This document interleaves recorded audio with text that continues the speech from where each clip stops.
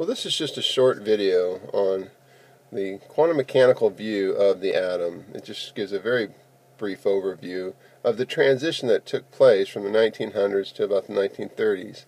I want to mention two things before we get started. That one, Richard Feynman, the Nobel Prize winning physicist, says of quantum mechanics, it's safe to say that no one understands quantum mechanics. So I'm going to do a little bit of hand waving as we go through just a brief overview of this transition in terms of the view of the atom. But second, I do want to make a plug for a book by Eric Rogers called Physics for the Inquiring Mind. Over the last 20 or so years in reading books on quantum mechanics, I have found that book to be so good and thorough in presenting some concept over not just a few pages of discussion, but many pages of discussion to help the reader understand the transition in physics from the classical view of matter to a quantum mechanical view of matter. So with that, we'll get started. In the 1900s, a transition was occurring in terms of how folks viewed light. So I'll focus on the left side here on light and how the view, the foundation, started to change. The foundation was that light is a wave. And we'll see that that assumption had to change. Data coming in from the lab said, no, there's something else going on. And so we'll build up to a perspective where we see that light is not just a wave, but has wave and particle duality. And we'll also see that around 1915, electrons just starting to be seen as a mass, something organized around the nucleus. It was very dense. Rutherford's model that we have electrons that are small and they are orbiting or around the positive charge that's very dense with a lot of space in between. Empty space in between. The average distance being very large between these two.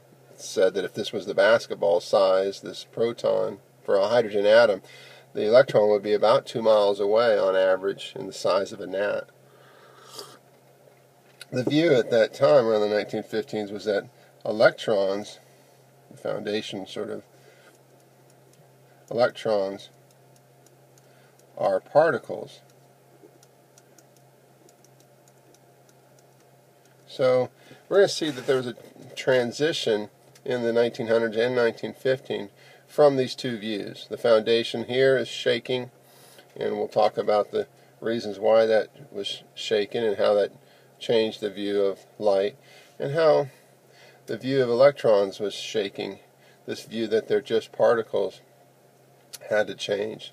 So let's cover the first one up here, because this will introduce, because it really followed this way, that light and the view of it changed, and the view of light helped change the view of electrons. So around 1900s, Max Planck introduced a constant, H is Planck's constant, that saved some data from, it helped not explain the data, but it helped fit some equations to the data. So the problem was the black box radiator. So in the black box radiator sort of experiment, you have some sort of radiator. It doesn't have to be a box. It has a cavity, so it's just shown that way, though. And we'll imagine it as if we're heating this box, and it's like a cannonball that's been bored out, maybe has a hole in it. And you heat this up, I guess with a flame or something like that. You get it red hot. You see objects that in the fire that cooking s'mores or whatever. You'll see that the ends of the metal gets really red hot, and that's what we're kind of looking at as we consider a black box radiator. In the 1900s, they would heat this up, and I'll draw just two wavelengths here that come out of this hole where the light inside this cavity is bouncing around, hitting the walls of the black box radiator, whatever that object might be. It's just an ideal object that has all vibrations and modes of motion inside that can create in the electromagnetic fields, because it was thought that light was just a wave, can create oscillations that create some wave within the electromagnetic field. And so we'll have light A here coming out, that's long wavelength, and light B coming out, that's short wavelength. Well, of course, there's a lot of light coming out when you're heating this to high temperatures, 3,000 degrees, 4,000 degrees Celsius. So what was done then is they could take and separate all those different wavelengths of light using some grating or prism or whatever, and they can look at the energy, their intensity of light at each wavelength. So I'm going to put down here wavelength. And what was thought by equations that were developed for waves is we would have what's called a UV catastrophe. That is, you'd have all the light going to, as this comes to equilibrium, this energy within the black box, you'd have all the light going to very, very short wavelengths. So very little of the long wavelength light, because of some of the just physics of the modes of motion within the black box radiator, according to theories that were established on the wave view of light, you would have a UV catastrophe. And you didn't have any trouble down at long wavelengths, it fit the theory, but at short wavelengths, things went awry. There was no good reason for why the light comes back down to zero at short wavelengths. There was nothing that scientists knew in theory that could generate a curve that has a maxima at some particular wavelength, a maximum, and then it tapers back down to near zero at very, very short wavelengths, or to zero. So there's no good explanation for this dashed part of the curve. So Max Planck comes to the rescue and says, look, what if in our understanding of light as a wave, we have, he doesn't even propose a reason. He just says, look, we've got to fit an equation to the data. So he does that. He just takes and mathematically proposes a new variable, Planck's constant, that helps fit the equations to the actual data coming out of the lab. So he does that by proposing that there is a relationship. This was very, very important. A relationship between the energy and the frequency of the light. The energy and the frequency of the light. This nu is the frequency of the light. Meaning, what he's proposing was that energy wasn't necessarily just related to the amplitude of light, like we would think on the ocean when when we think of some very energetic wave, we think about how high it makes our boat go, and there was some energy associated with that when in the view of light going into the 1900s. That energy was really closely associated with just amplitude, and you can have energy kind of transfer between different waves. There was no inherent energy to a wave. That was not an idea that was out of the 1900s, that every wave with its wave length or its frequency had associated to it a certain energy. But that was proposed by Max Planck, that no, we do have with every frequency times a constant, we have a particular energy associated to that wave. As if that wave has a basic energy punch that comes with it based on its frequency. That was huge. So it's sort of saying there's a cost at these very, very short wavelengths, high frequency. There's a very high energy, and so it might make more sense that we don't see a lot of the high energy light because there's a very high energy that's associated with that as a sort of a cost. Let me do two things here then. Let's go ahead and just look back to now our waves, our long wavelength of light and our short wavelength of light.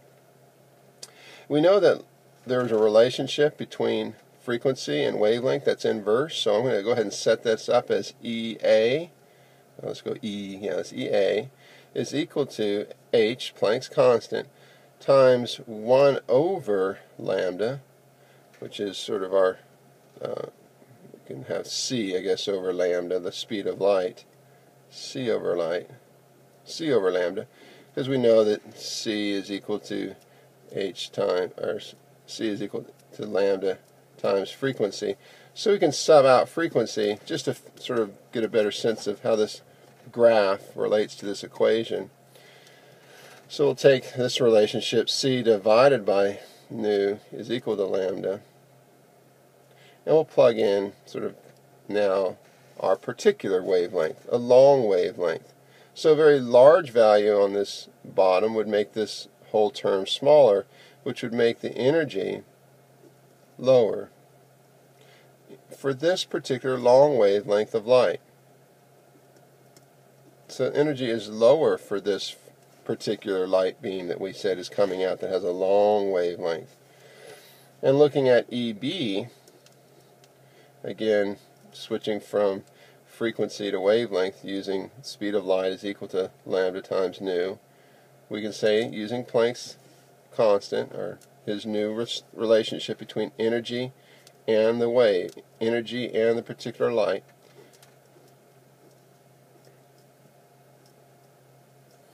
we can say, well, lambda b, the wavelength, is very small compared to the wavelength here.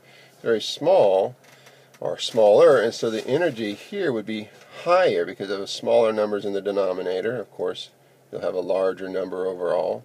Energy is higher. So the punch, you might say, is bigger. So I'll make a bigger fist, and here it's a little fist. It's just an inherent, it's supposed to be a fist, inherent punch of energy that comes with this particular wave that we have labeled A. And there's a bigger punch of energy that just comes, not with the intensity and the amount of amplitude, how much light, how much of this particular wave comes out. It's inherent to the frequency, to the wavelength, descriptors of this wave, frequency or wavelength. We're not looking at the amount of light that has this frequency or wavelength. We're just looking at its inherent property of energy based on its wavelength. So this is a shorter wavelength because of this powerful equation that fit the curve, the equation to the data. This was a key relationship that helped us make sense of this dashed portion of the real data that the old theory just could not explain.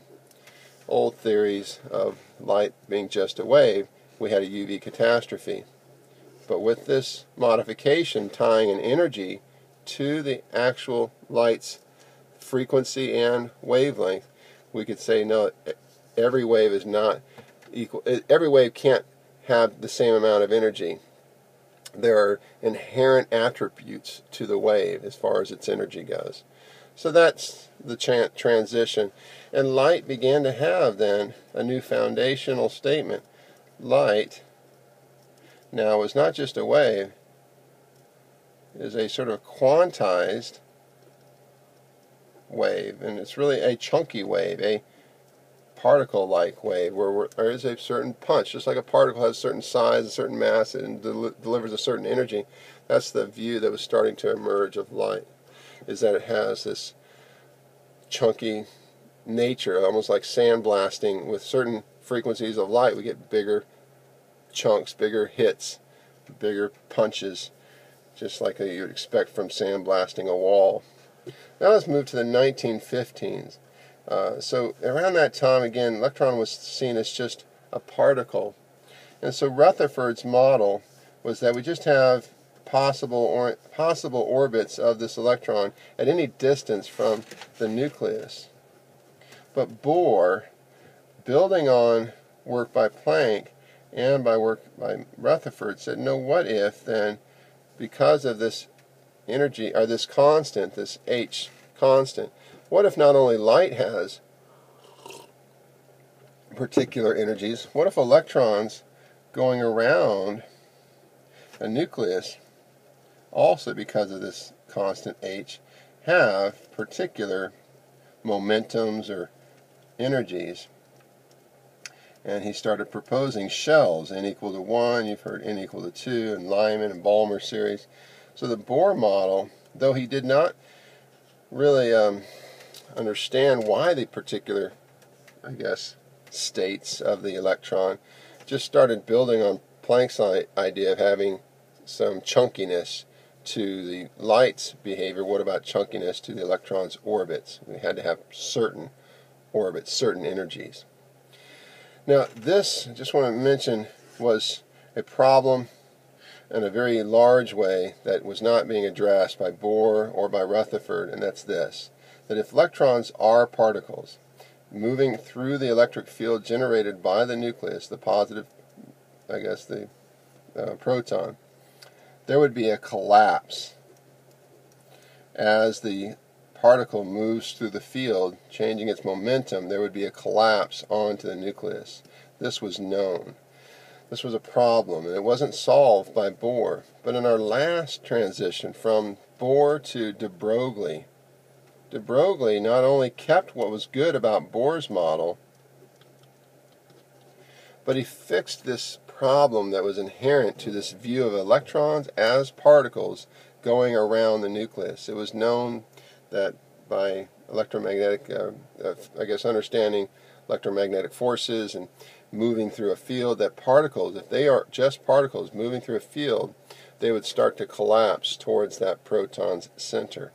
And that certainly doesn't happen in the lab, so there was something that was needed in the understanding of an electron around the nucleus that would save us from this phenomenon, or this, what was thought to be, what had to occur if this is all the electron is a particle. So de Broglie said, well, if light can be a, particle, has particle-like properties, where it was once thought it was just a wave, what if electrons, thought just to be particles, can have wave-like properties? So that's kind of interesting. So the big transitions were that light was thought to be just a wave.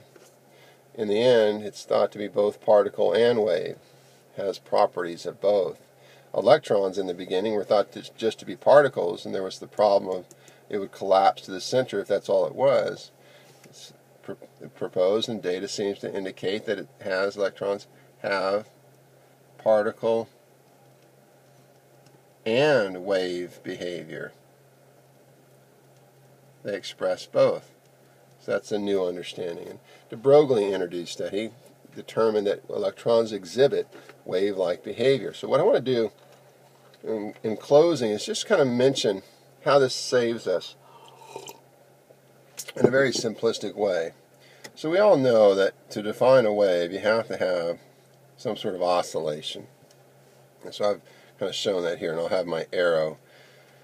The arrow's head, and we have some oscillation about some axis or something. We have crest, and we have trough, we have crest and trough. As you get with any real wave, you get the values, and we'll just call those psi values instead of crest and trough. We'll say the psi value is positive 5, psi value is negative 5, positive 5, as we get some oscillation. So what de Broglie said is, if that's what an electron is, it's the whole wave, not electron riding a wave. No, I'm not saying a particle just on a wave, like us on a boat on the ocean water. The ocean is the wave and we're the boat. No, the whole wave, the whole ocean wave motion is the electron. So what if we were to take that view now of electrons as being a wave? They have wave-like properties, where we once thought them just to be particles. And we have to have that wave expressed around the nucleus. Well, then it kind of makes sense that we have to have certain wave packet, or function, I don't really want to use that term, certain orbitals which are just waves around the nucleus, because the end of this wave has to come back on the head of this wave at the same point and going in the same direction. We need continuity. In other words, we can't have waves that at some point around this nucleus we just go around at a certain radius, and all of a sudden the wave value, the psi value, just all of a sudden jumps to a new value with no continuous smooth change. That's not how waves behave. We don't have all of a sudden waves jumping from a crest with no gradual change down to a trough. That's just not a wave. So we have to do the same thing here. So I'm going to try my best to draw one wave, and we'll come back and draw. What we're saying here is that if I were to go around at a particular radius, let's just call it R1.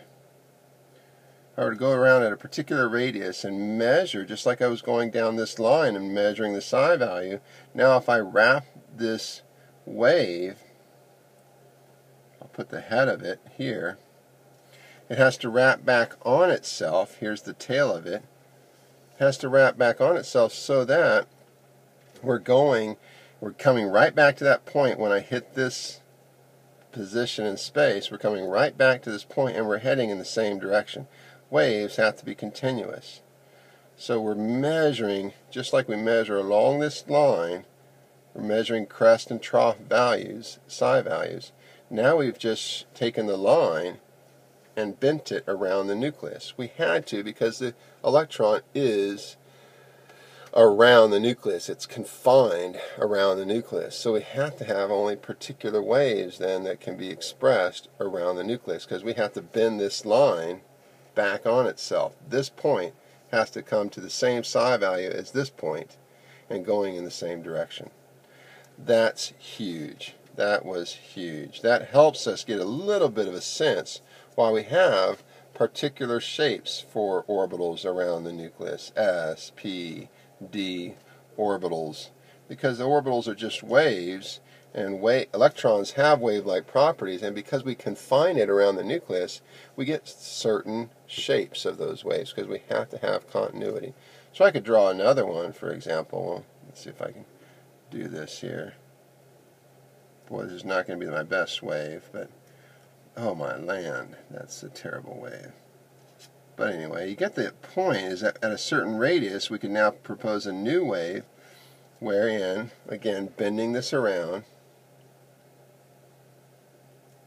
we have to have the head come back to the tail, and it has to be coming back to the tail at the same point and going in the same direction as far as the wave value. So again, if I had my R1 distance and I looked at this new orbital, this only allowed orbital because it has to come back on itself, and I were to walk around 360 degrees, I would measure the psi value as negative, that would be positive, negative, positive. I'm just walking around and I'd say, oh, there is that oscillation as I go along at this particular radius. I see the wave, the whoom, whoom, whoom, around the nucleus. Well, that's it. We've moved from light just being a wave to light is a chunky wave or particle-like wave or particle-wave duality, and also done the same thing with electrons but going in their opposite, I guess, direction. Electrons were first thought just to be only particles, but now they exhibit both particle and wave properties. So in the end, both light and electrons exhibit both particle and wave-like properties. Bye-bye.